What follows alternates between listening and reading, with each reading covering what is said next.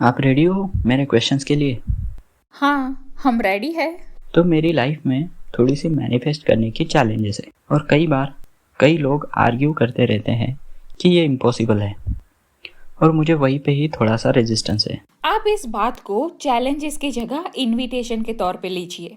चलो, हम इस चैलेंजेस शब्द को कुछ और तरीके से लेते हैं। इसे हम एक्सपांशन होने का इनविटेशन बना देते हैं। हाँ, आप सही कह रहे हो। सभी लोगों की लाइफ में ऐसा इनविटेशन नहीं आता है। कई बार जितना आप रेडी होते हो इसके लिए, इतना बड़ा इनविटेशन आपकी लाइफ में आता है। हाँ, इसलिए मैं यहाँ रुक गया ताकि मैं कम से कम रेजिस्टेंस में रह सकूँ, क्योंकि अगर मैं अभी यहाँ ये सॉल्व कर सकता हूँ तो मैं सभी को सॉल्व कर सकता हूँ। और मेरा सॉल्यूशन लाने का सब्जेक्ट है हाइट के बारे में।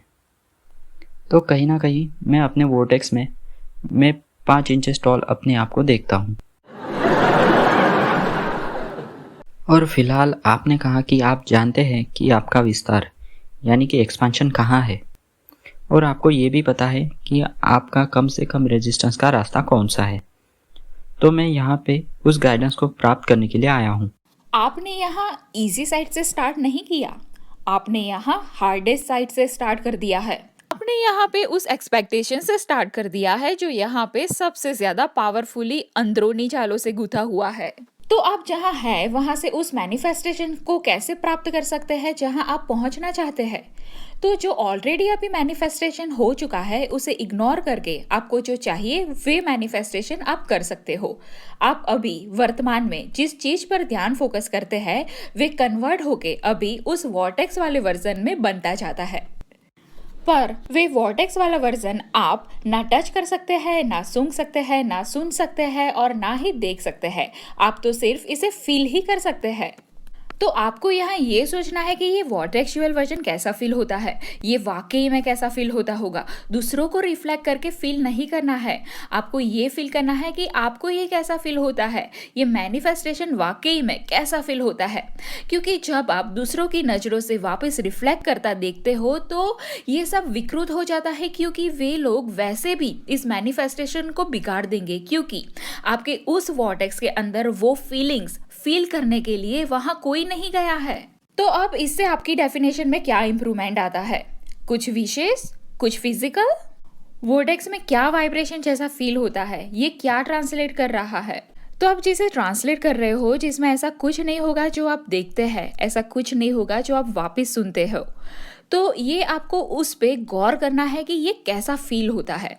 ये एक वर्तमान में मौजूद ही है ऐसा फील करवाता है, ये एक स्टेबिलिटी की तरह फील होता है, ये एक स्टैंड की तरह लगता है, ये एक बहुत बड़ा फील करवाता है, ये एक अलाइनमेंट जैसा फील करवाता है, ये खुद को एक पावरफुल होने की फील देता है, ये कॉन्फिडेंट फील करवाता है, ये अलाइन फील करवाता है, ये एनर्जेटिक फील करवाता है, ये पावरफुल फील करवाता है। क्योंकि हर एक चीज जो हर कोई चाहता है अपनी लाइफ में, चाहे वे कुछ भी हो, जैसे कि हाइट बढ़ाना हो, बहुत सारे पैसे चाहिए होते हो, हेल्थ अच्छी करनी हो, या कोई रिलेशनशिप के बारे में हो, चाहे वे कुछ भी हो, वे इसलिए वे सब कुछ चाहते हैं ताकि वो उन सारी चीज़ों को पाकर वे पहले से अच्छा महसूस कर सके। और अगर आप उसी फीलिंग में रह सकते हो बिना कोई शर्त के, यानी कि अनकंडीशनली ही उस फीलिंग को बरकरार रख रहे हो, तो देखिए कि आगे क्या होता है। और हम मजाक नहीं कर रहे हैं इसके बारे में। आपके बॉडी के सेल्स जो आपने वाइब्रेशनल स्टैंड लिया है उसकी पुष्टि करती है जिसे आपने पूरा किया है।